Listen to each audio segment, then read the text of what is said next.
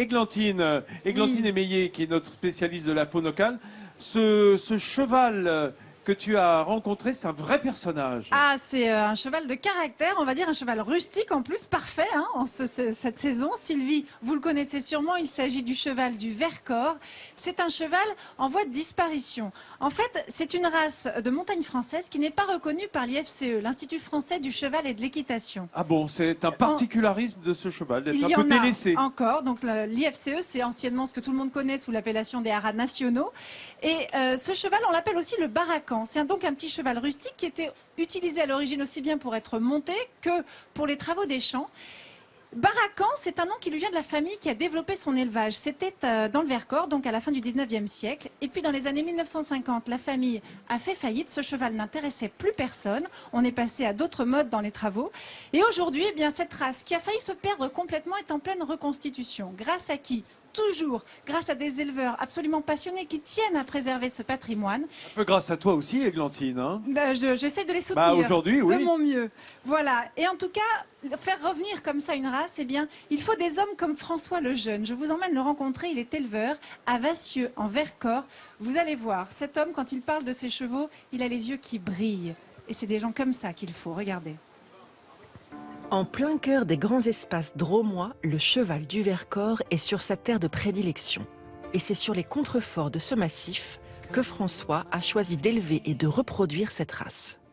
Une des petites dernières, Gaïa, du coup, une petite pouliche bien foncée hein, qui va s'éclaircir hein, pour retendre vers un bébrin un petit peu plus clair. Et puis deux petits mâles derrière, Goran et Galahad. François est aux petits soins pour ses poulains, car ils représentent l'avenir d'une race qui a bien failli s'éteindre. Aujourd'hui encore, leur nombre ne dépasserait pas les 200 têtes sur le territoire. Alors François et une poignée d'éleveurs se battent pour sauver ces chevaux identitaires du Vercors. Nos chevaux, ils sont vraiment les héritiers de chevaux primitifs et rustiques. La rusticité, elle s'exprime aussi du coup dans la densité du crin, puisque avec du crin, on se protège des intempéries et des insectes, par exemple. Un vrai cheval de plein air, qui ne porte d'ailleurs pas de fer. Un choix de François qui préfère opter pour le pied nu. Il y avait une évidence, j'ai un cheval qui hérite de caractère et de solidité du pied, qui lui permettent, qui le prédispose à une évolution pieds nus. Le fer, pour faire simple, il étouffe la dynamique du pied, donc permettre au pied du cheval de vivre, et ben effectivement pour moi c'était un objectif essentiel. Et forcément c'est du bien-être pour les chevaux. Des pieds en bonne santé pour fouler ces terres montagneuses, car le cheval du Vercors est un vrai nomade. Allez. Rita. François pratique la transhumance pour déplacer ses chevaux d'un parc à l'autre. Un parcours de 4 km entre chemins caillouteux et herbes alléchantes. Des obstacles que le troupeau traverse sans difficulté, y compris les poulains. Ça n'en a pas l'air, mais ces petits apprennent beaucoup dans cet espace de liberté. Les petits, ce qui vivent, c'est induit. En fait, moi, je ne force rien. Je leur propose des expériences. Et forcément, je parle. Je parle aux mamans. Donc du coup, par mimétisme, ils apprennent des choses. Après 1h30 de route, le troupeau arrive dans son nouveau parc. Viens, vite, viens. Il va rester quelques jours ici, en pleine montagne. Rustique, docile, le cheval du Vercors serait presque autonome. Là, il évolue en parfaite symbiose dans cet environnement naturel de plateaux, d'alpages et de forêts. Et c'est ça qui a du sens, c'est que j'ai pas grand-chose à inventer en fait. J'ai juste à ouvrir les yeux et ça fait mon bonheur, voilà, tout simplement. Ce lien si fort entre François et ses chevaux lui permet de poursuivre son combat pour la reconnaissance de cette race par les haras nationaux. Et alors voilà, je suis avec Teriyaki, un de ces magnifiques chevaux du Vercors. Sylvie nous a rejoint parce qu'évidemment Sylvie est passionnée. Mais surtout, je suis avec André Barbara, délégué national des races à l'IFCE. André Barbara, je voudrais surtout savoir en quoi est-ce que c'est si important qu'une race soit reconnue. C'est simplement une officialisation par le ministère de l'Agriculture et qui permet à l'association de bénéficier de soutien public, ceux du ministère, et pour les éleveurs également de bénéficier des aides de la PAC et des aides européennes dédiées aux agriculteurs aujourd'hui. Voilà, sans cet argent, les éleveurs ne pourront pas continuer comme ça à se donner les moyens de sauver la race. Le dossier, il est bientôt déposé, maintenant on attend.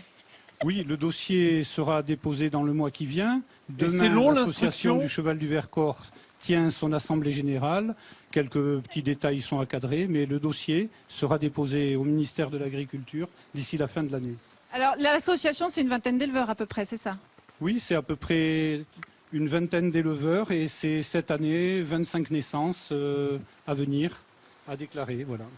Sylvie, les chevaux, c'est une passion depuis toujours pour vous? Oui, et dans ce baracan, vous savez, les chevaux Camargue, on leur a mis du sang de baracan pour les rendre un peu plus puissants. Vous voyez, regardez ce bel étalon. D'ailleurs, je suis à la portée de la pomme. Il a très bien c'est compris. gentil. Il le savait. J'ai vu qu'il me regardait depuis tout à l'heure. Donc, et vous savez, les pommes, il faut toujours les couper en deux parce qu'il ne faut pas qu'ils se les coincent dans la gorge. Alors, Mais il est magnifique. C'est un très très beau cheval. On voit, vous voyez, regardez ses pieds comme ils sont larges. On voit que c'est un cheval qui a l'habitude des terrains difficiles. Et on a besoin de chevaux comme ça. On a besoin en France de chevaux de randonnée. Nous avons de plus en plus de cavaliers extérieurs. Moi aussi, je fais partie de l'IFCE, du conseil scientifique de l'IFCE. Et nous avons pour l'instant 9 races de chevaux de trait. Alors, est-ce qu'il est classé en trait ou en demi-trait? En quoi vous le classez? on a une spécialiste. fera partie des races territoriales. D'accord.